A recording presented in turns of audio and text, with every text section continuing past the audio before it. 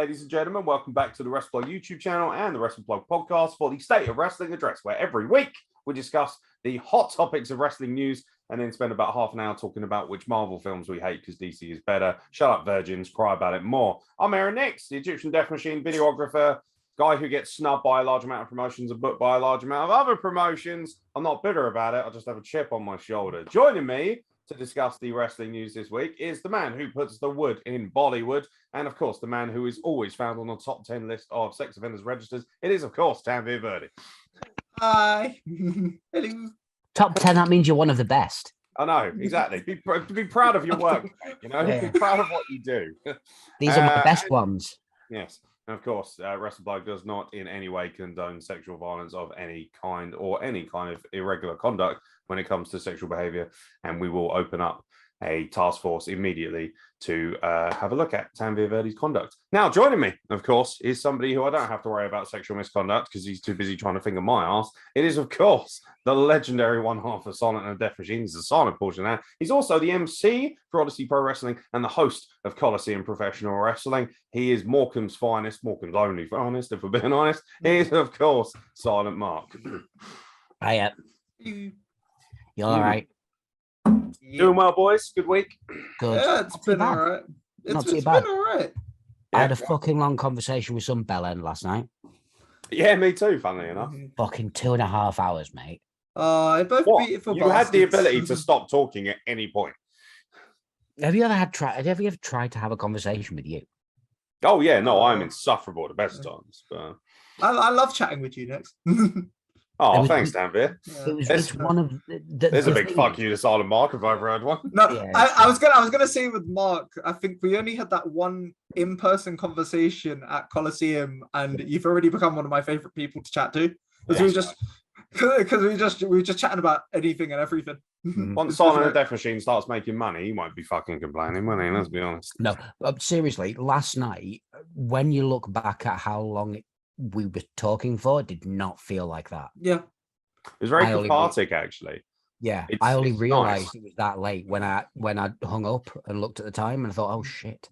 It was quite a late one, but it was also very, very important to me, and it was actually on a very serious note. Like, for anyone who hasn't listened, Silent and Death Machine, which is obviously myself and Mark's alternative podcast, lifestyle podcast, a lot of talk about sexuality, a lot of heated debates and things like that. But it was really nice to come away from it as a more mature person and realize that I wasn't offended at any point by having a strong-willed debate with somebody I care about, as opposed to like 10 or 15 years ago, where I just know my immaturity would have kicked in and I would have had some sort of fucking hostile reaction to it, as opposed to being able to actually speak about my sexuality openly and be like, oh, that's how adults should be handling the world. That's nice.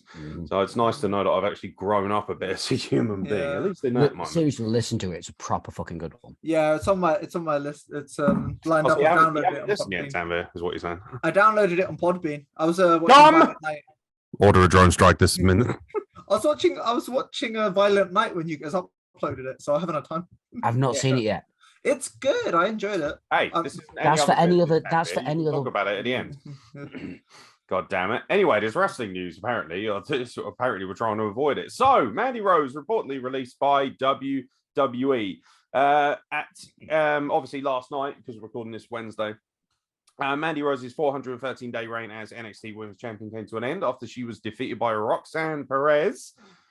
Unfortunately for Rose, it wasn't just the end of her title reign, but the end of her tenure in WWE as well. Sean Ross Sapp of Fightful is reporting that Rose has been released by WWE as of today. According to Sapp, the call was made by WWE officials who felt they were put in a tough position due to suggestive content Rose was releasing on her page for the website Fan Time. Sapp went on to state that officials determined the content was outside of the parameters of Rose's contract with WWE, hence her release.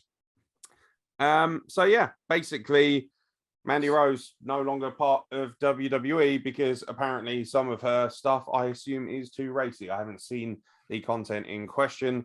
Frankly, when you look like Mandy Rose, you should have carte blanche to look however you please, whenever you please. Silent Mark, Mandy Rose being released and also stripped of her belt, essentially, even though she did drop it to a very worthy candidate in Roxanne Perez.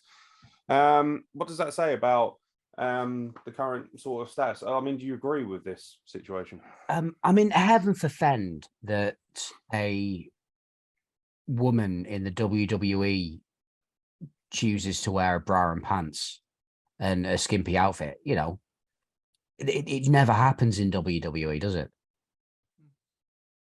At all. Never. Never. No. It's bullshit. It's utter bullshit. Yeah. It is. What they do to get a bit of extra money, it's fucking up to them. Then she wasn't doing porn, you know. She wasn't legs akimbo slamming something into herself. She was just, you know. Very disappointing. But even if she was, like, we all don't want to see Mandy Rose in the most extreme manner. It's like the woman is absolutely scintillating. But even if we're in the day and age now where OnlyFans is a very common thing, and it's sex work is no longer really frowned upon. Sex work is work. Yeah. But the one thing that I've realized being a wrestling fan over the last few years is WWE is so far behind the times when it comes to everything else. They're only just getting over not being able to use the N-word. You know, that's only just starting to happen. Alarmingly accurate. Tanvir, thoughts on Mandy Rose being released? It was a very content, essentially. It was a very surprising one, and it just kind of came out of left field when it was browser history. When it was like, oh yeah, released for Racy for like pictures. I'm like, oh okay, but what about all the other people who have supposedly in the past had like the things leaked? Like just to say, I think Tony Storm had pictures leaked and stuff like that, but that was against her. She didn't leak them. It was just it's just a very odd one, and I think, like, I agree with Mark. It shows that WWE are behind the times of like that. So much has moved on. Like, you've got OnlyFans now and all that, and how they make their money outside of WWE. It's up to them. So professional wrestlers are doing that type of shit anyway. Yeah, you'll get loads of wrestlers in the WWE roster doing lingerie shoots. Yeah. Because Mandy Rose is getting money off her own back for doing it, is that really a bad thing? That's probably the only reason that it's happened. It's not because it's, you know, they're risque photos. It's because they're risque photos that WWE aren't making any money from. Yeah. It just kind of doesn't make any sense, because it's had this amazing long reign, and it ended, and now she's been released. So okay, but because they didn't have the monopoly on it. That's it. Yeah, it's very similar to kind of like the Paige situation in a way, of like where she was making like quite a bit of money off of Twitch outside of it, and then because WWE couldn't capitalize, she left because she had the choice of like either you do Twitch or WWE, and she went, I'm sticking on my Twitch. Yeah. They were back. Yeah, they will back their talent into a corner, going, you either do it for us or you do it fuck all. Yeah, and that's all it is. I'm still surprised that the New Day still get to do their podcast. I don't think they're doing the podcast. That's owned by WWE. Oh well, there we go. Yeah, they haven't done their podcast for ages, because I think I used to listen to it, and then just after a while, I think since Big E went out injured, it's just been weekly highlights of like their old episodes. It's a bit of an odd situation. I think releasing Mandy Rose was kind of a oddball one, given with what's happened with one of the other big stars on the main roster. I mean, for me, I just think it's a fucking bad business decision. Yeah. Like, never mind this whole, like, you know, first of all, you know, they are like, they're independent contracted talents to a certain degree, but in WWE, that's a slightly less. They're not really. It's like being an independent contractor to Amazon, you know. I want like employed by Amazon. But it's also that thing of shut up, Tanvir. I haven't had my opinion yet. Bottom line is, fuck you, Tanvir. Yeah, shut up, fuck you, Tanvir. I'm just gonna put some wood on. I'm gonna be back. I'm still here. Exactly. There you go. Yeah, it's first of all, it's bad for business, and I'll tell you why. Because Mandy Rose is extremely talented. So it's what you've done is you've basically said, we're not comfortable with your business endeavors outside of the company, therefore we're going to release you. So we're going to take the belt off of you. We're also going to hand carte blanche one of the most enticing and scintillating looking talents we've ever had, just basically to AEW. Here you go, have her. Because that's what they're going to do. The first order of business is going to kick in her door and be like, yo. Yeah. Second of all, it's the fact that I haven't seen the content, okay? So I don't know how risky it is. Like this argument of, oh, you're not allowed to earn money outside. I understand why. And as a business, they have a right to fire her. If they believe that it's, it doesn't make it correct, but it is unfortunately part of business. However, it's a stupid decision. What it does is, like I've said, it basically hands her a pretty much open contract. She can now go to Tony Khan and say, I want all this money, please. And he's going to pay it, because who doesn't want Mandy Rose on their wrestling product? You'd be insane not to hire her. And if Tony Khan doesn't hire her, that proves that he is quite literally a pubescent bellend of the highest order and shouldn't be into professional wrestling, because she draws an astonishing amount of views. Not just because of how beautiful she is, actually very talented, by the way. All these basement dwelling virgins I see making comments and shitty remarks on our Facebook, not to mention everything else on social media, they're all just jealous because ultimately they can't even get some action off of their own mothers, never mind some of the Mandy Rose's talent. But it's that thing of, it's so out of left field. And it also reminds you that even in a Triple H-led experiment, as we're hearing that WWE so-called is, we're on to greener pastures now and more edgier products and things like that. This shows that the regime is still very much intact. And frankly, it's a massive, massive fucking error in WWE's playbook. I personally think this is some of the worst business I've seen them commit in the last couple of years. I think this is actually quite a big deal. Yeah, it's fucking stupid. Yeah, it is a big deal. I just want to... as much stick as we give AEW, right? I think them allowing their talent to freely do things outside of wrestling is one of the main drawing points to why people are going over. Because but we're not giving them stick because they don't treat their talent well. True. We're giving them stick because they don't know how to book fucking wrestlers to save their lives. No one's saying that you get treated poorly at AEW unless your name is CM Punk, of course. And, it's that thing of nobody's ever said Tony Khan is a bad human being. He's not. He's a lovely human being. He looks after all his employees. He gives everyone a contract. Oh, how nice for you. I'm one of those people who does believe in the business to a certain respect. And, the idea of business is that you can't just spend money willy-nilly, and frankly, it's not a good model for financial strength in the future, especially in a volatile climate like professional wrestling. But great. You let your employees, go on Twitch or whatever. For me, that should be par for the course anyway. I don't think we should celebrate a company that does that.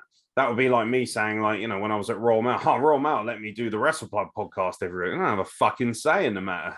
Suck my dick. And it's that thing of, okay, WWE apparently does have a say. Doesn't make it right, though. But we shouldn't really celebrate people being afforded the basic liberties of freedom of content, really. Not in my opinion. Yeah. Anything you want to add, Marky Mark? No, I've said my say. Yeah, that's fair enough. I just think I'm actually really pissed off about it. I think it's a fucking terrible look. And for all those people who constantly bombard me and say I'm a WWE mark, well, I think that's fucking stupid. Absolutely stupid. Mark, Mark, can I say one thing? No, you can't. What are you asking, Mark? I'm in charge. No. I was going to say one thing. Who the fuck are you? No, I was going to say one thing. Who the fuck Welcome are you? to the Wrestle Plug. He can't even run Silent in a death machine without me. I was going to fucking you. Shut the fuck up. I was going to give Mark a compliment. Order the drone strike on Tanvir Verdi immediately. I was going to say nice bunda. I saw him get up and I'm like, nice bunda. Oh, thanks, man. That's all I was going to say. I do have a nice Why didn't you tell him that to his face at Coliseum when you first saw it? Because I didn't see it then. Bullshit. I saw you fucking staring at him. That is bollocks. I was on the stage. I was looking at you while you were all chanting my name, by the way, as you fucking should, because I'm a god. I was staring at you. Where was the Silent Mark chant? No one knows who the fuck I am. People still no one knows who I am, let's be honest. Yeah. I mean, they all knew who Tony was, though, didn't they? Because even you were chanting his name before mine, Tanvir. Yeah, that's where 4 years of friendship gets you. Random South African geezer will chant his name before their Aeron Nix's. instead of the guy who gives me a fucking job every week. Yeah. You're a grateful little shit. I only knew about 3 people from. You know what? I hope Vince McMahon does come back now, just to fucking spite you. Oh Jesus! Speaking of which, kill the Indians. Yeah, wow, Jesus Christ! I said I hope he comes back. I didn't say kill the Indians. It's a bit of a dramatic leap, although not in Vince McMahon's playbook. Exactly. Vince McMahon reportedly wants to make a WWE comeback. What perfect timing after we've just shit canned the hottest woman. He'll probably have her come back just so he can get her to bark like a dog. Useless racist sack of shit. It's now been nearly 5 months since the unthinkable happened when Vince McMahon announced his retirement. Long thought to be destined to die in the chair, McMahon walked away in the midst of an investigation into several payments McMahon allegedly made to cover up various affairs and scandals. In a new Wall Street Journal report primarily focused on McMahon facing new demands from 2 women accusing him of sexual assault, sources revealed that McMahon is looking to make a comeback at WWE. This whole article does not scream well, I'll tell you. Despite McMahon's retirement, he has maintained majority ownership of WWE. Since his departure, WWE has been run by co-CEOs Nick Khan and Stephanie McMahon, as well as Chief Content Officer Paul Triple H Levesque.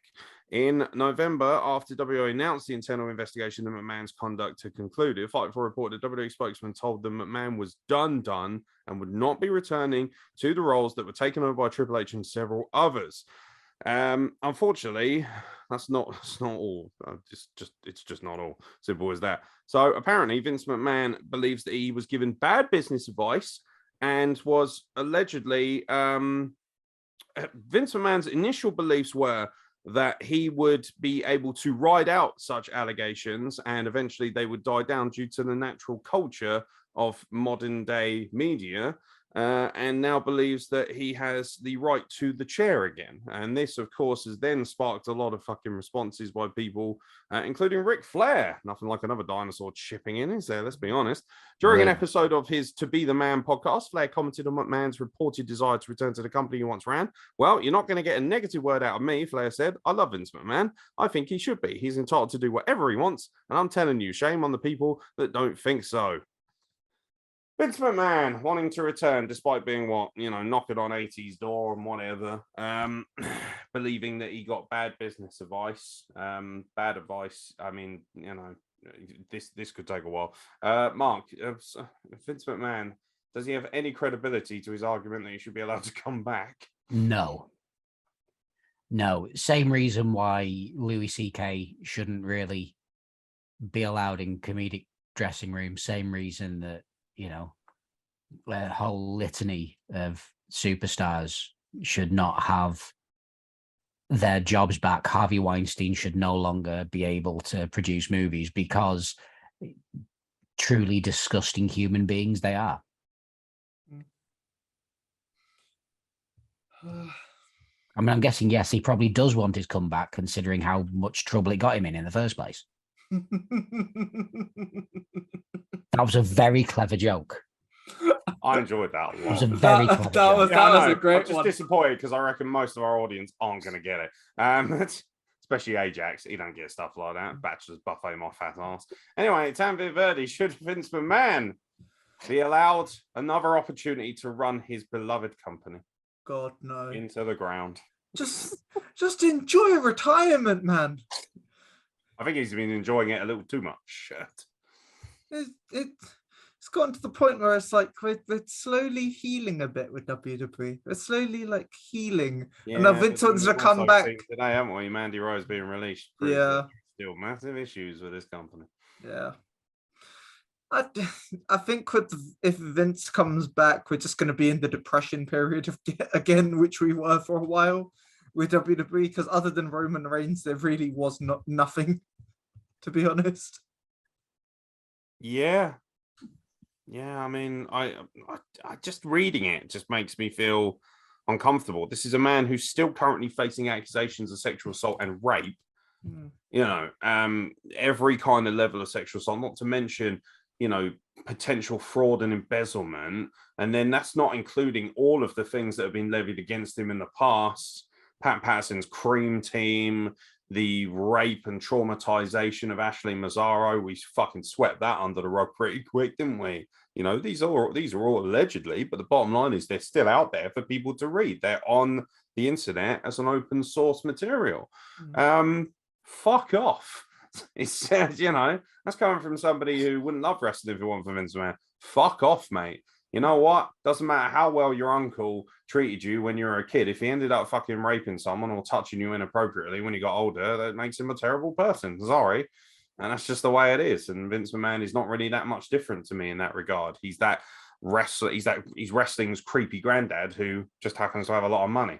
So yeah, he probably buys everyone the nicest toys at Christmas, but doesn't really mean anything, does it? If he's just going to abuse his power, the guy is a complete and utter fossil and should stay fucking. You're a multi-billionaire as well. Just fucking go and do whatever it is billionaires do. I don't know, fly drones into. Yeah, that's what he has been doing.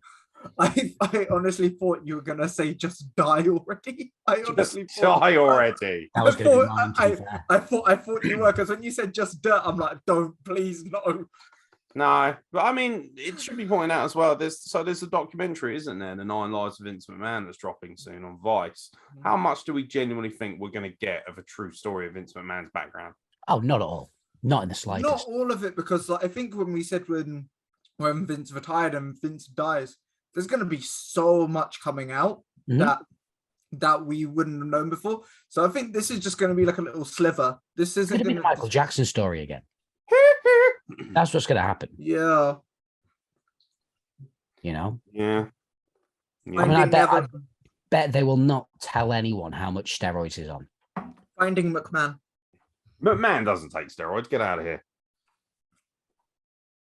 Yeah, and I've got a full head of hair, mate. Settle down, Charlie Brown. Mark, we know you have a full head of hair even somewhere else. Can we wear t-shirts that say "Settle Down, Charlie Brown," but with Mark's face on them? Swear to God, if that's a t-shirt that's coming out, I am going to murder some motherfuckers. Can we have a Mark customized Charlie Brown thing, and it's him with the back saying, "I've got a rock. I got a rock." The joys of being fantastic at design.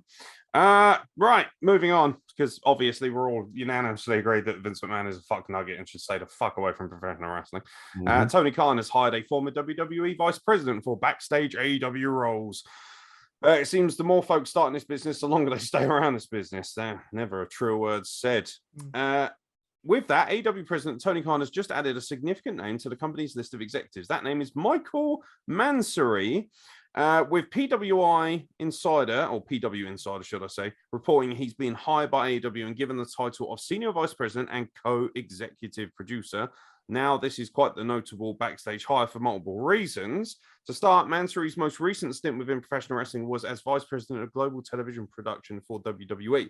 Not only that, but he served the company in various production roles for 11 years between 2009 to 2020, holding its Vice President title until since, should I say, March 2016, before departing on his own terms a little over 2 years ago. Additionally, it was understood that Mansouri was a big Triple H guy, with Paul Levesque now holding the title of WWE Chief Content Officer. It would be interesting to see what kind of dynamic Mansouri can provide AEW with going forward. Does this change the game at all? That this individual who spent 11 years basically behind the scenes as a vice president for WWE is now a vice president for AEW? Don't think so. Doesn't. I think it depends how much room Tony Khan gives other people. So, for example, you've got that many ex-WWE names, in the company now. It's becoming WWE in all but name anyway. So, is he going to give that much room to make it more WWE, or is it just going to be, no, you just do what I tell you to? Depends what he wants to do with it. Yeah. I don't think it changes the landscape. I think it's interesting that he's bringing in even more WWE centric. If anything, it just screams of, right, we've lost William Regal, we need to plug the gap. So let's bring in Michael Mansouri. That's what it looks like to me. William Regal, of course, pretty much confirmed his return to WWE. Apparently, that is actually also another bit of news, so we may as well transition quickly into that. William Regal apparently will have a long-term contract as a potential vice president of WWE as well, working very closely alongside Paul Levesque to produce television backstage. Is that good for WWE? Oh, absolutely. He knows the business inside and out. Yeah.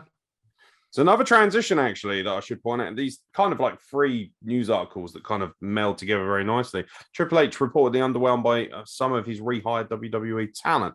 Yeah. So obviously, since he took control as Chief Content Officer and EVP of Talent Relations, he's brought back a number of individuals that Vince McMahon's regime released. That includes Dakota Kai, Dexter Lumis, Sarah Logan, the Good Brothers, Braun Strowman, Bray Wyatt, Hit Row, Karrion Kross, Mia Yim, Emma, and most recently Tegan Nox, who has just arrived on SmackDown again, which is wonderful for British wrestling fans as well. Apparently, according to Wrestle Votes, sources claim that they are told a handful of talent brought back in the rehiring wave over the summer have underperformed and severely underwhelmed Triple H and others since returning to the company. Good example of this might be Hit Row, whose most recent match on November the 25th saw them lose to the Viking Raiders inside 3 minutes.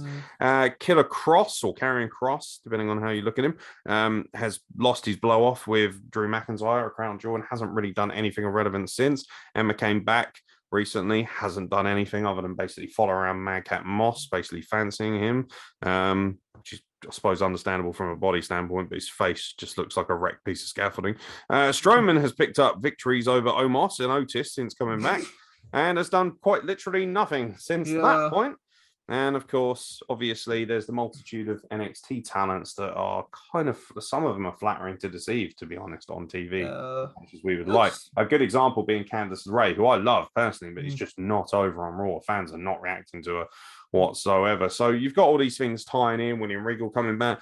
Does William Regal coming back in help kind of reaffirm these NXT talents, maybe solidify them more, give them an opportunity to express themselves better because he did work so directly with them in NXT? Or is it just a case of some of these people just aren't nearly as good as he thought they were going to be coming back? I think it's the latter rather than the former, because some of them you look at and you're like, yeah, actually, I love Candice LeRae, but she felt better in like that kind of NXT rather than main roster, rather than. What about Dexter Lumis? I mean, this thing with the Miz is dragging out. It's dragging, but it's kind of been okay. I think Sarah Logan is an odd one to bring back because she adds nothing to the Viking Raiders really. I disagree. I actually think she's one of the few good hirings they brought back in. Yeah. He's alongside that Nikki Cross mold of being unhinged, very different, low center of gravity. I love her look as well. I don't really care that Max the Impaler is having a little fucking cry on Twitter or whatever. She's a great talent, don't get me wrong, but all these Viking talents online are having a cry saying that her gimmick has been stolen. It's like, yeah, because you're the original Vikings, right? Come on, man. Like, shut the fuck up. It's wrestling. Good Brothers, when they initially came back, was a bit of a surprise and then maybe a bit lackluster, but when you look into it, given the New Japan stuff they're doing and all that link, it's actually given AJ Styles another fucking breath of life. All of a sudden, he feels like a credible talent again. Yeah, it was 2 years ago we were thinking this guy is one of the best wrestlers in the world and the WWE champion, and now he's just an afterthought for the most part. Yeah, I still think the weakest one that they brought back was the trio of Hit Row, because Hit Row doesn't feel the same without Swerve Strickland. Because Strickland was really the glue that made them legitimate and kind of made them feel like a group, whereas the 3 of them just kind of look just out of place and not great. No, and also Top Dollar sucks balls, mate. Yeah. I did, he's one of these guys. So he does a couple of cool moves where he has one guy on his shoulders and one guy across his chest and power slams and both. I think that's pretty cool. But overall, terrible worker. Not that good at all. And can people stop fucking comparing me to him like I look like him? And so I personally find it insulting.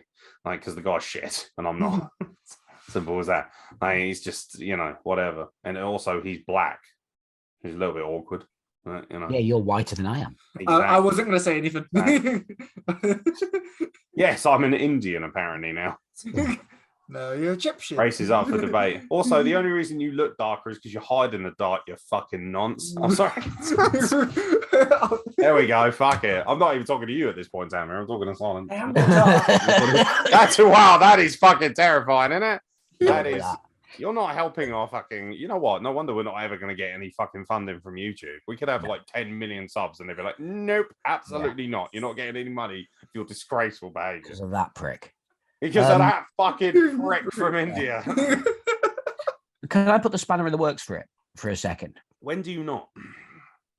Is part of the problem not the fact that they don't know what to do with these wrestlers? Yeah. I think that's part of the problem too. Of like, oh, they're cool. We'll bring them back in. Now what do And we then do they with just them? don't know what to do with them. They don't know What's how Bray to. Wyatt really done since he came back, other than have a few random little skits? Bray Wyatt's the kind of like slow burn of like you've got to watch to see where But this why goes. does he He's get not slow straight away. burn priority, but the rest of them don't? Why? Why They is it still okay? don't know what to do with him. They don't know who to put him up against. Yeah, and I think with Bray Wyatt, it's kind of that storyline thing of like we've always known with Bray Wyatt, even his previous incarnations. It's a slow burn. It's the long story. Whereas because that's his character and that's who he is as a person, it's the long story and got to let things play out. Whereas with some of the others, it's like okay, they're back, go. It's like Karrion Kross, for example. He came back and immediately made out to feel this big deal and hasn't really done much, which is a bit of shame, but. I think in NXT when he was the undefeated guy, he gave that kind of aura and Scarlett really sold him. Then as soon as he came to the main roster and lost to Jeff Hardy, I kind of lost interest. Let's not forget the gimp mask and the skirt. Yeah, I lost interest in both NXT and WWE at that point because I was like, you just had Karrion Kross, this guy who, and you were gonna have Kyle O'Reilly probably beat him, have this big epic moment, and he just loses to Jeff Hardy. So what's going on here? Like, why aren't they letting storylines play out? But it's also subjective, isn't it? Like I enjoy watching Dakota Kai wrestle. That doesn't necessarily relate to the rest of the WWE universe. If the 1.4 million people who watch Raw this week, which by the way is a news topic as well, which we'll get onto in a second, if they all don't care, then tough tits. This is the biggest problem with hardcore wrestling fans over the casual audience, is that because they love something, they assume that everyone loves it. But what makes a mega, like for instance, hardcore wrestling fans for the most part, the proper heavy smarts don't like Roman Reigns. They're like, he's been forced down our throats, blah blah blah blah. But the bottom line is he's the one who draws the money. He's the casual wrestler. I didn't like John Cena, but there was no denying that he had palpable star charisma. Same with Hulk Hogan, piece of shit, trash wrestler for me. But if you go back and watch it, millions upon millions of people would literally flock to this guy like the Beatles because he was presented the right way. He was presented as a big megastar. What we think is great doesn't necessarily correlate to the general audience. Probably the same reason that WrestlePlug isn't nearly as popular as it should be. But it is what it is. Yeah. Can I use the Triple H analogy? Because he said no, you can't. Wrestling's kind of like an ice cream shop. You go in and everybody's got a different. I don't think flavor. You should be using analogies about ice cream shops, if I'm being honest, buddy. But if you want to continue to bury yourself, you carry on. Everybody's got a favorite flavor. Baskin Robbins. I'll just say that. 31. Baskin Robbins. Don't know who. 31. That's way too high a number for you. Anyway. But 31 flavors. It's in the logo. Baskin Robbins. Tanvir's tell-all memoirs. 31 flavors.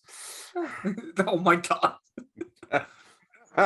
SilentMark, even he's trumped at this point, and he normally has everything to say at every point. Right? He's like, I'm not touching that shit. And plus, Tanvir's probably already touching it. Bottom line. So, moving on to something relatively good. Kylie Rae just celebrated 40 months of sobriety, and what better way to celebrate that by making your WWE debut on Main Event? Oh, nice. I thought you were going to say what the roster. She's fucking nice. Love her. Yeah, she's great. She's cool. She's beautiful, bless her. She's a lovely human being. I've met her a couple of times. She's lovely. Just a Again, another one I think's wrestled up in Morecambe that was just truly fucking wonderful as a person. Yeah, there's not enough people like her. It's kind of sad that she's gone through as much as she has, but we don't know what people's workings are, their inner demons, things of that nature.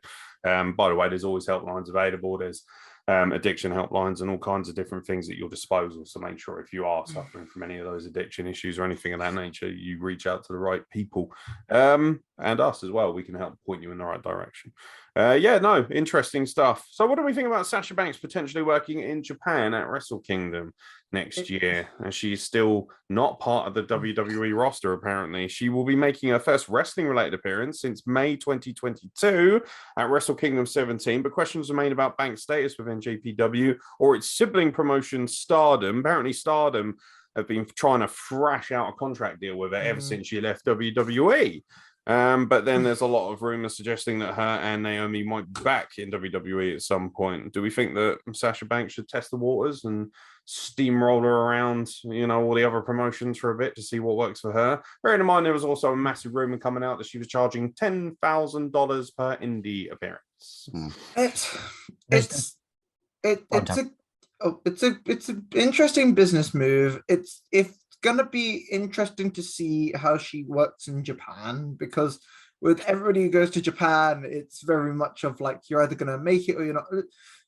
To give an example, when Jeff Cobb first came to New Japan in 2017, 2018, he's good, don't get me wrong, but he didn't really fit that kind of New Japan mold until 2019, where he turned heel, had the amazing match with Shingo Takagi in the Tokyo Dome. So with Sasha Banks, it's gonna be interesting to see how she molds into the Japanese style and working in front of that crowd, because we've seen her work in America so much. She's worked in the UK.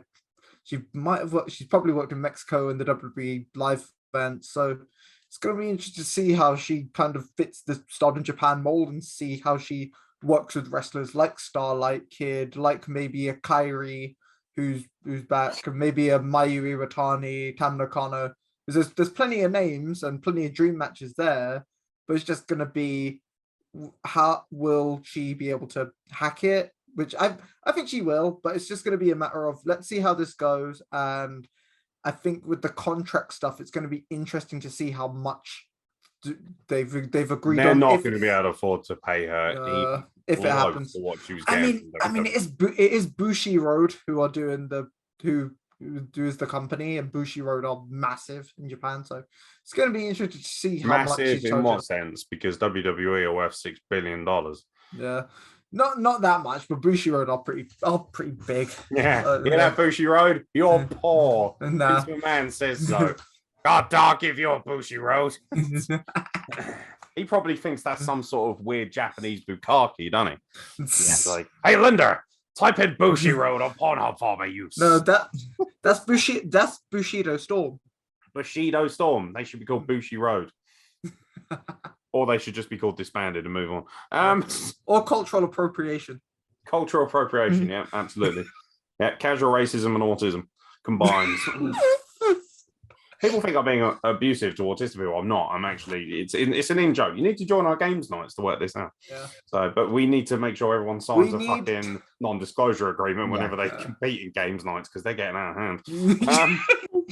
Harder Mark, your thoughts on Sasha Banks and the potential of her working in Japan? Or should she just, nut up and come back to WWE for a large amount of money? She's going to price herself out of indies, in my opinion. Like Braun Strowman did. And then she's going to realize that they would rather have someone cheaper. She'll be out of work, and then she'll go, I might as well have to go back. She might as well just cut her losses and go, yeah, fine.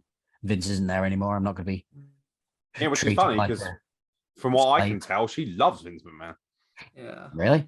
Yeah, well, I mean, her Twitter is literally a tribute to him over the last 2 years. Whether she was trolling or not, we don't know, but she would spend an awful lot of time posting things on social media about all the great things that Vince McMahon had done for her and the opportunities that she had been afforded by him. So, because I get with the WWE thing of like, up your rate, but if you're gonna up it to an amount that nobody can afford it, then even Tony Khan, the fact that AEW haven't just come steamrolling in and said, you're ours, here, have all the money, that must scream that there must be some sort of financial arrangement here that is so ludicrously over the top. Because I find it hard to believe that AEW wouldn't throw all the money at her to get her in. Because the thing is, she's a massive tremendous. Shift. She is brilliant. She just is. She'd be a much bigger deal for me than Saraya joining AEW. Yeah, massively. She's also a better worker. Yeah, and I prefer Saraya I prefer Saraya, but to watch, I prefer watching Sasha Banks. Sasha Banks is an all-round great entertainer. Saraya is a great wrestler, and this is the problem, and that will come to fruition over time, just like it did with CM Punk. People will lose their interest in the luster and the shine of it all. Whereas Sasha Banks is able to keep herself relevant, keep herself, even just by being controversial online and stuff like that. She just there's something a little bit more edgy about her that just brings even more crazies out of the woodwork. You know, she has that Bieber effect where even if you don't like her at all for some reason, she has millions upon millions. She's like a cult. It's like a cult following of people that will just chase her around the globe. Is it like Jericho then as well, kind of? No, because she doesn't try and launch an insurrection on the White House. Okay. And also, I love the fact that everyone just wants to ignore the fact that Jericho was a massive donor to Donald Trump, and his family were also part of the insurrection on the White House. He done all that because he was abducted by aliens. Yes, yeah, that was it. Did you hear about that, SilentMark? No, I didn't. So Chris Jericho came out on his podcast recently and said that he was abducted by aliens. And I did hear that one. 3 hours that were completely unaccountable for. But yeah, also there is actual factual evidence out there. There is actual documentations that he donated to the Trump administration, which is fine. It's his money. He can do what he wants. But then we find out that apparently his wife and other members of his family were also involved in that insurrection, which left, I believe, a security guard dead at the White House. Yeah. January 6th. 2 people dead, I think. 2. Well, there you go. Bottom line is, you know, it's amazing how quickly AEW fans will forgive stuff like that. But as soon as somebody sneezes in WWE, rape, disgusting, evil, awful, the Empire, destroy it all. I think that's one for Silent the Death Machine, because as I've said before, followings of people are just they're the worst things about popular culture. Gatekeeping communities, yeah. Like no one's everyone will talk about Gary Glitter being a pedo. No one will talk about Elvis doing it. Yeah. Plus, Rock and Roll Part 2 is a banger. Yeah. Do you think with Elvis that it's not as widely known as maybe like Gary Glitter and stuff? No, it was in the fucking film. That's true. If you want a really good different viewpoint on that, I highly recommend checking out SilentMark Tries His Best when he interviews the Coven, because that is an excellent podcast where you get a real understanding from real people of how they feel about it. And there's a lot of great arguments made in there, and interesting arguments about culture and what was acceptable at the time, what is acceptable now, you know, and things of that nature. So it's definitely worth checking out. I also, you know, just out of pure, I had no idea until I heard SilentMark mention this about Elvis, you know, dating or essentially bringing Lisa, I think, is it Lisa Marie Presley? Yeah. Yeah, so he brought her into, was it Lisa Marie or is that the daughter? That's the daughter. It was Priscilla Presley. So when she came into his life, essentially she was an underage child. But it's also interesting that if you read up on it, like the amount of negotiations that went on between Elvis and her parents and things about not having sex before marriage and all these different things. And yeah, it's a real deep layered story that for some reason American media has chosen to pretty much not mention. Because he's the king of rock and roll, mate. I believe that might be the lead singer of Fozzy. Cool. Yeah, you've rejigged my memory because I went and saw the Elvis film in the cinema. Yeah, be careful with your search history, mate. I don't think you should be looking up Elvis Presley as a nonce too quickly. Turn the lights off again. Yeah, that all happened when he was in Germany, right? When he joined the army. Was it? You're on his Wikipedia right now, aren't you? No, I'm not. No, I'm not. Mark reminded me of the film. He's like, yeah. Do you know what? The worst example of that I've ever had. It was WrestlePlug's Christmas do last year. We had a little Christmas do. A few of us lads, we went out and watched the football, right? And went down the pub. And we're all sitting and we're all like, oh, let's watch Arsenal West Ham. I don't have the tab open. I'm not on Wikipedia. Tanvir, shut the fuck up. Seriously. I'm going to fucking hit you one of these days. Like, as if you Daddy. deserve to be slapped enough. Yes, you better call me daddy. You Bottom line is, I am the dominant party here. Yeah, no, we went out for this Christmas do, and you all know Aeron Cruz, right? Jack, little Jack, baby Jack, part of the bromance. So we're all watching West Ham Arsenal, and never mind the fact that Ebenezer the Geezer was flagrantly racist by shouting frimpong every time a black person hit the ball. So at one point, Aeron Cruz, right, while clearly looking at his phone, and I could see the Premier League team, goes, oh yeah, West Ham, they've got a +9 goal difference. Lads. Yeah, boys. Yeah. And I'm like, you fucking... I remember seeing the Elvis film when he was dating a girl while he was in Germany, right? We're talking about Jack being a terrible football fan. Sorry. Exciting. Look how quickly and desperately he wants to get back to fucking paedophilic icons. What's wrong with you? You're not helping yourself, are you? Sorry, Chris. God, thank God fucking SilentMark's brown, otherwise we'd be racist or something. Jesus. Unbelievable. And this be Are called you down with the Charlie Brown? I'm not happy. I'm not coming on again. Oh, you can come on to me, Mark. I'm not coming on again. Your Jewish part of it is going to leave. Damn it. We're not going to get our extra diversity money now. An Indian, a also, Jew, that and was an not a Egyptian. joke based on the fact that the Jewish people give us money for some lunatic conspiracy theorist sends me an email. Oh, so Jews have all the money. I told you they did. The earth is flat. Domes over the earth. Shut the fuck up. Trust me, if the Jews did have all the money, I'd be a lot better off than I am. Yeah. The black sheep of the Jewish organization. I really am. Yeah. There aren't many of those running around the Jewish community. The whitest black sheep. It's a joke. Sammy Davis Jr. Yeah. I'd just like to point out the graphic says 18 plus, so grow up. Simple as. Which is why I'm surprised Tanvir still turns up every week, but it is what it is. Sloppy copy.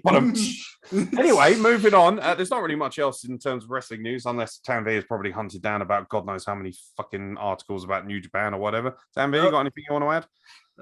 No, nothing of like. No, it's time for any other business. Right, lads. I said we'd be done by 10:30, and it's 10:05, so crack on and chat about whatever you want, and then Mark can leave whenever he pleases.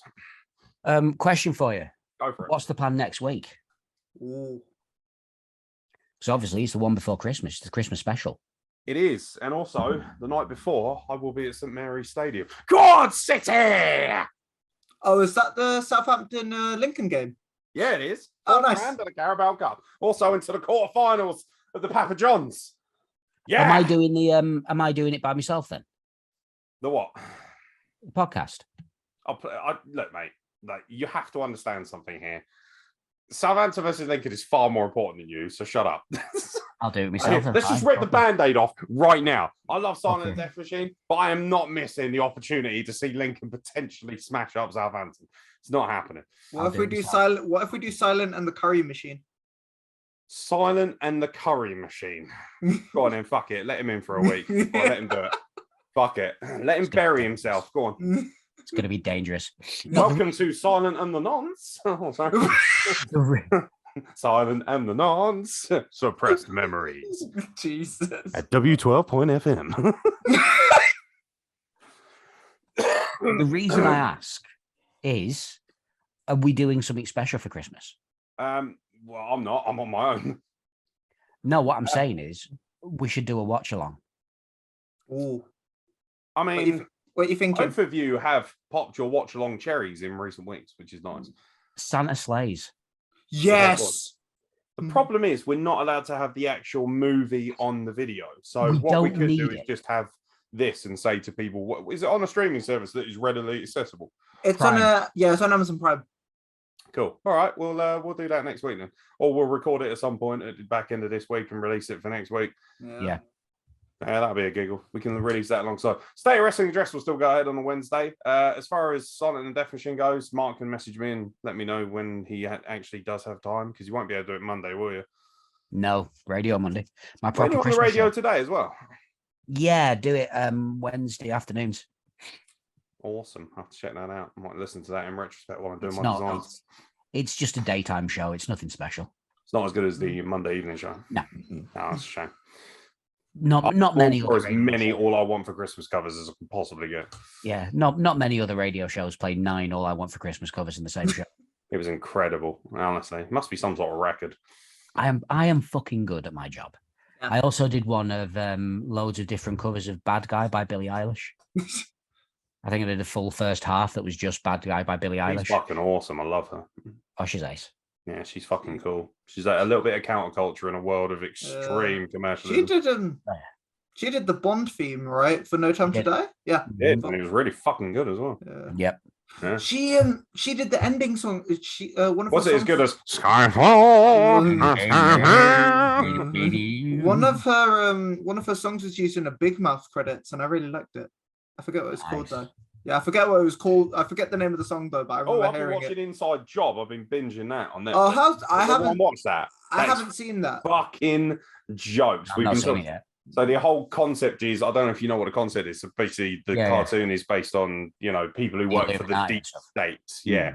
And it's all like, it's literal. So like they have this thing called, instead of Alcoholics Anonymous, they have Anonymous, where people who have to be undercover anonymous are freaking out about it. So they're all sitting around in a circle. And it's all like the main characters from the TV series. And then you've got Sasquatch, the original Bigfoot. And he's like, some guy called me a Wookiee the other day. Fuck you, kid. It's just shit like that. It's really well done. It's really funny. And they also poke fun at people. Jesse Ventura's on one episode. It's not actually him. It's someone does it. He goes, I'm Jesse Ventura and I just shit my pants. Why does nobody take me seriously? Just ripping the shit out of all the conspiracy. I like shit like that.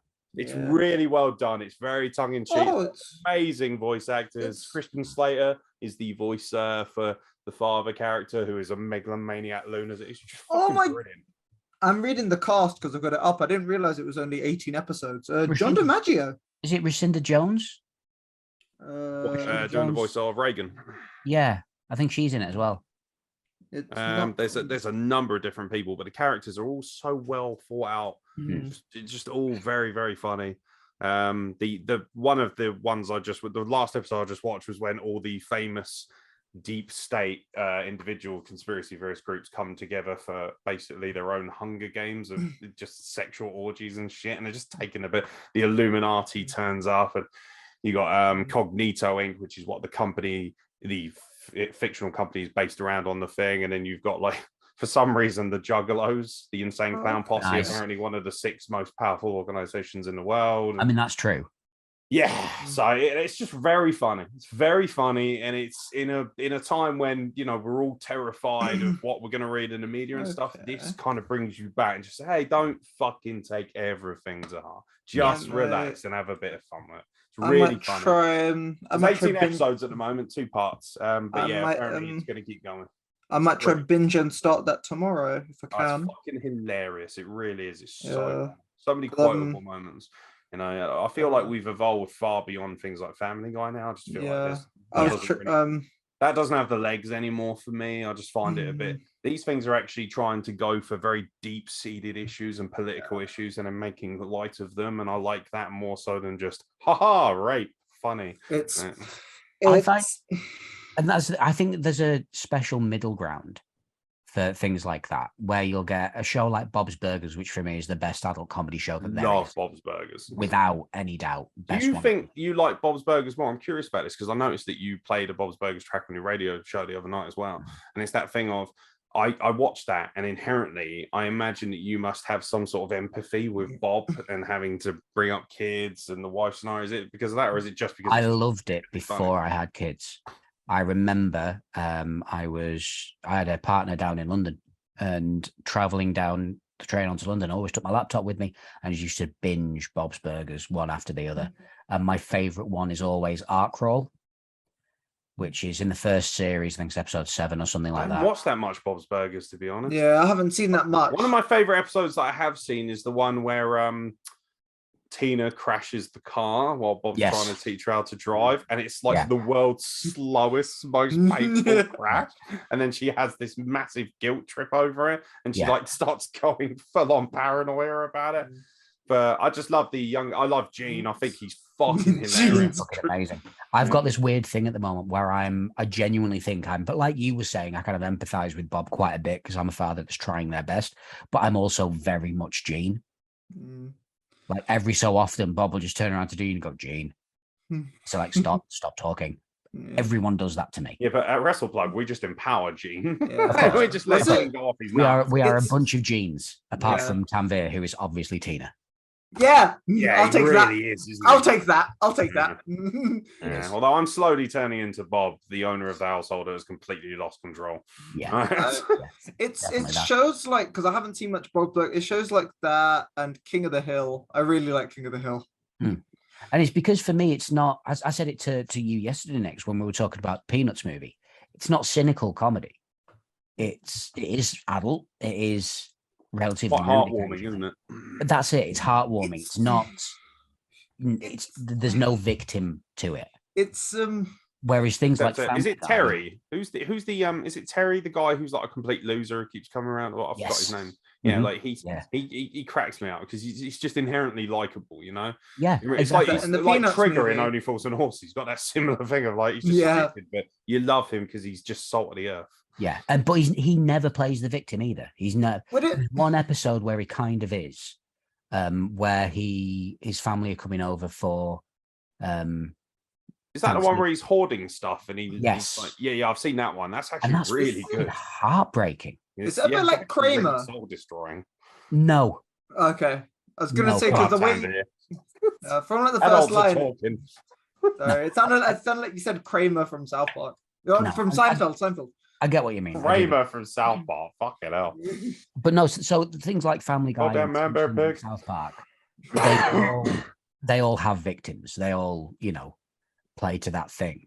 But with things like Rick and Morty or Inside Job and those type of comedies, they go deeper into it. Yeah, there are victims to it, but they're still punching up rather than punching down.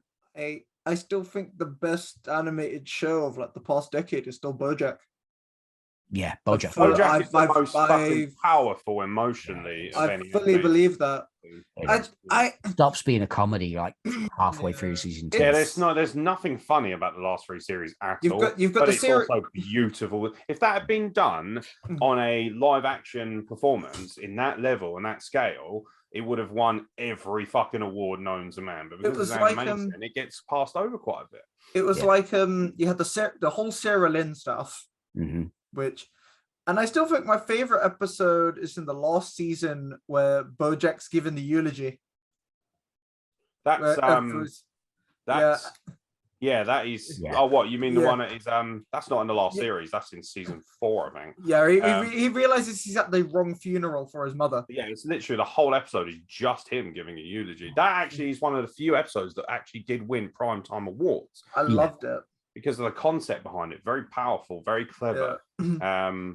Just very good watching this man wrestle with his inner demons. Am I supposed to love my mum who's now finally passed on? Or do I use this as an excuse to just batter my family who mistreated me all my life and gave me severe neuroses? And it's just that nature that sort of everyone has I really empathize with BoJack the character because we've all done things that we shouldn't have done or had bad relationships or not done what's best for people around us at some point. The one thing I love about it is every character is flawed. Every character has a flaw. There's no like even Mr. Peanut Butter.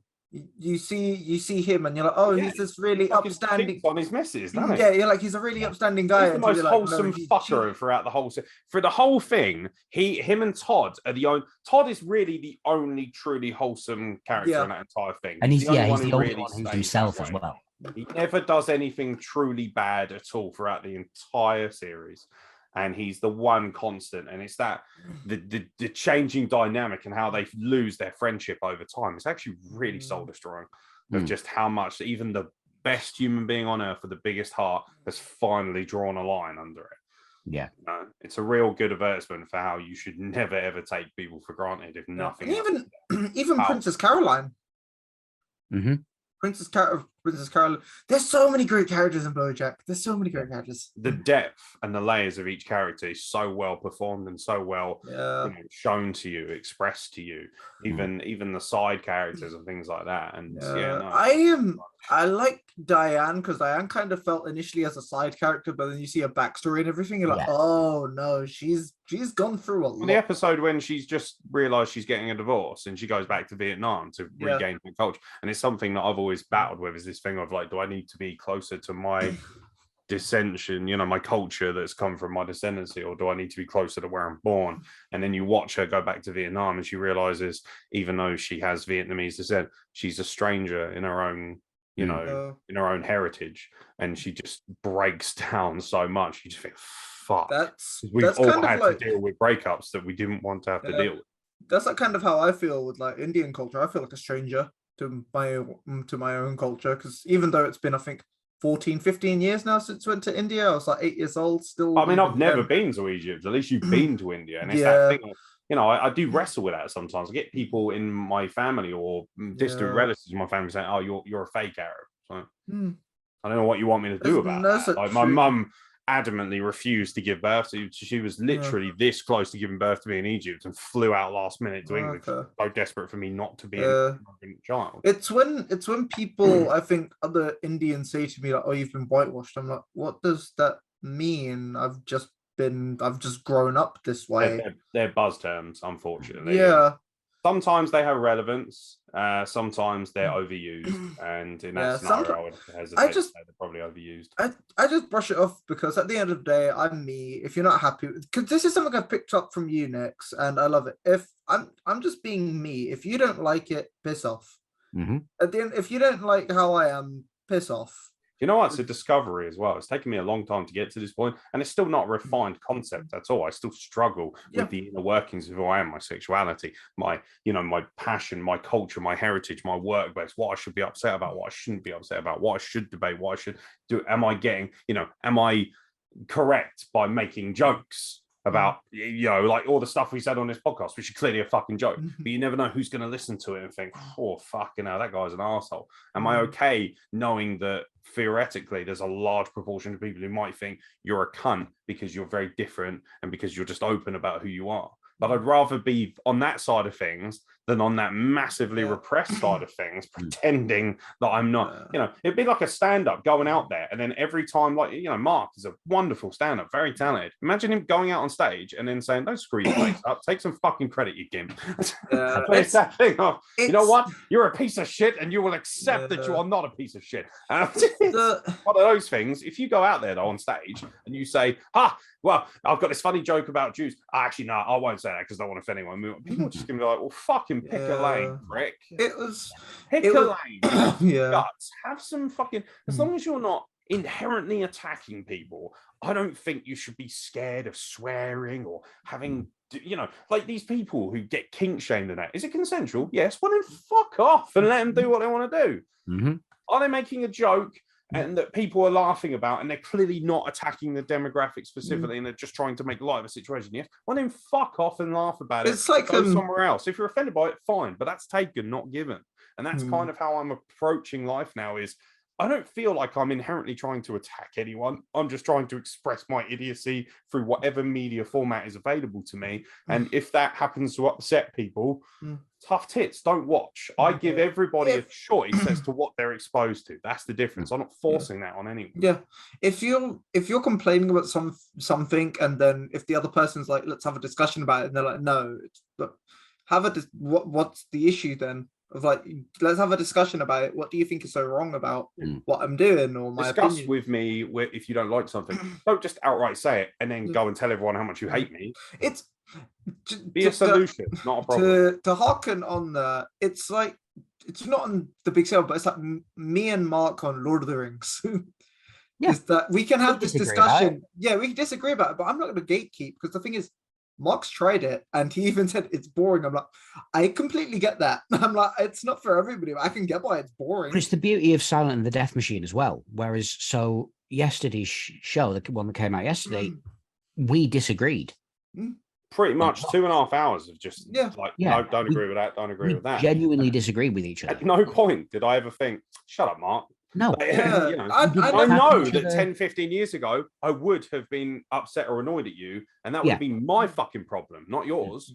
Yeah, so, we didn't attack each other. We listened to what each other had to say. We took parts of it. It may have changed some thoughts on one part, may not have changed on other parts. Open up a lot in me about what I should, hold dear to my heart in terms of sexuality and what I should recognize myself as and what I should be in terms of representation. It was invaluable to me, that discussion. And it was inherently somebody disagreeing with me, and it was very important to me. So that in its own right should tell you all you need to know about having debates and arguments with people. They actually are a good thing. Yeah, it wouldn't happen if you just attack each other. What are you learning when somebody agrees with you? Nothing. Nothing. It's good, but I messaged Cameron Anderson separately one day because we like having our little bickers in the Wrestle Plug group chat every now and again. I messaged him on the side. I'm like, you do know you're my boy at the end of the day, and he's like, oh yeah, I know. Oh, I just sent him a message going, you're still a prick. No. A fucking gift. He's another one. Like, I give him a lot of shit, and I do believe it to a certain degree in tough love through humor and things like that. I think people should be toughened up to a certain degree, but anyone in WrestlePlug will be able to tell you at a moment's notice they can have me on their doorstep for a support network, whatever they fucking need at any time. That's the difference. I'm not actively trying to denigrate people or bring them down. And also, you know, even on games night, all those prompts, how many of them are set up to take the piss out of me? I wrote them all. I felt because I don't mind taking a bit of shit from time to time and eating a bit of humble pie because I dish it out enough. So you got to be willing to take it. I felt so bad, but then when you laughed and you're like, it's fine, I'm like, okay, I still feel bad, but at least he's okay with it. Mate, with the amount of shit you get on games, like none of us have any right to complain if we get the odd joke. Nobody takes it as well as you do, honestly. You have an incredible backbone. You should be proud of yourself. It reminded me a lot of like secondary school, because the thing in secondary school is I'd get a lot of flack without even realizing it. And then I think years later, I'm like, holy shit, was I bullied? And then I just took it. And then at the end of the day, I'm like, no, at the end of the day, they're my friend group. And we were just bantering with one another. And that's what I see you guys. It's like, they're not being mean to each other, we're just bantering. It's if I hated you, you wouldn't be on the podcast everywhere. Yeah. The thing I always say is you can abuse your own family, but no one can abuse them. Yeah, exactly. So I can take the piss out of my kids, but if anyone says a negative word about them, I will fucking go for them. Yeah. If I'm at a wrestling show, someone goes up to Tanvir and goes, "Oh, curry muncher," I'm gonna decapitate their head. I'm like, you fucking what, cunt? Yeah. Come here. Drag him into the wrestling ring, or drive him into the floor. Yeah, I still remember years ago when I went I still remember years ago I went over to a friend's house just to chill, and I think we were doing like this mini party thing, and then one of his other friends comes in. Did you start touching? No, I'm just introducing, and I think he was like high or a bit drunk, and he's like, "I'm gonna call you Raj." I'm like, and majority of us just left as soon as you came because he's like, he's a dickhead. If I didn't know somebody and they said that in front, I'd be like, right, fuck off. Yeah, you know? But it's that thing as well. Like, I have a very good example. This is the last thing I'll say because I appreciate Mark needs to go to bed, bless him. But I remember at Raw Mail, loads of guys would take the piss out. Oh, here comes fucking 9/11. Watch out and all that. And I'd just be like, all right, lads, ease up. But fair enough.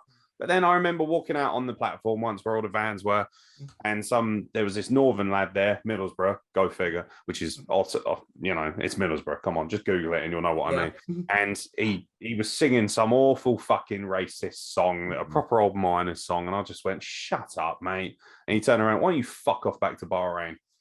That there is an example of somebody who's just saying something to be hurtful and hateful. Yeah. You know, it's all about tone and how you deliberate. Listen to how people are speaking to you before you come up with a suggestion. No one's saying that you still can't be offended, but have the discussion properly. You really, 9 times out of 10, you'll know if someone's just being hateful or if they're just trying to be funny. Yeah, it's kind of like when the whole nonce thing came up. I was a little bit annoyed at first, but then I remembered. Yeah, but then I remember talking about I don't know. I don't know nonsense here. Like, at the end of the day, mate. Like, look, I love you both. Whatever you do on the dark web, mate. We don't want to be involved with them. Yeah. All right, we'll leave it there, ladies and gentlemen, because I'm gonna lose my job next week. So, she said she was 12. Before that, we were talking about Family Guy. We were talking about the power of how. So BoJack Horseman was really powerful because of the medium it was in. There was something Family Guy did when Carrie Fisher died. Yeah. Adam West as well. Yeah. But the one for Carrie Fisher for me was just beautiful and so fucking Family Guy. Because it was Peter speaking at Angela's eulogy. Angela was the character that Carrie Fisher played. And I'll read out the speech because it's fucking stunning. It says, who could turn the world on with a smile? Angela. Who could take a nothing day and suddenly make it all worthwhile? Angela. So no one told you life was going to be this way? Angela. Sometimes you want to go where everybody knows your name? Angela. I'm sorry. Death is hard for me, but at least Angela died doing what she loved, swimming less than 20 minutes after she had eaten. That's a real thing, kids. Listen to your mothers. So that was Angela. Fearless, spontaneous, honest. About herself just as much as she was about the world around her. She had grace, courage, and an unmatched zest for life. She may be gone, but her voice will live on in DVD and Hulu Plus and tiny droid projected messages. I may have lost a boss, but heaven has gained a princess. That's beautiful. And then he goes, I'm at the wrong funeral, and it pans out to a Chinese family. That is kind of like the perfect thing. That she would have fucking loved it. Yeah. She would have belly laughed at that shit. Yeah. Carrie Fisher was awesome, and I think when I saw Blues Brothers and I saw her in it, I'm like, oh my god! I like got really excited. Fitting Blues Brothers and all. She fucking was. I just loved her character. So twiggy. I was like, why? I'll tell you what, women just hit differently back then, mate. Vintage women in the music were just, oh mate, come on, next level. Jamie Lee Curtis, mate. Oh, phenomenal. Halloween. Arnold Schwarzenegger ruined it for me. Trading Places. Dance for me now, come on. Fuck off, Arnold. You're ruining it for me. Oh dear. Right, we'll leave it there. It's 10:30. So, and I said we'd be done by 10:30. Ladies and gentlemen, thank you very much for watching the State of Wrestling Address. We will catch you very soon for more content from the Wrestle Plug. My love and affection to SilentMark and Tanvir Verdi for joining me this week for the State of Wrestling Address. See you later, gang. Love you. Also, fuck you, Carl Wilkinson, for choosing D&D over this. Nerd.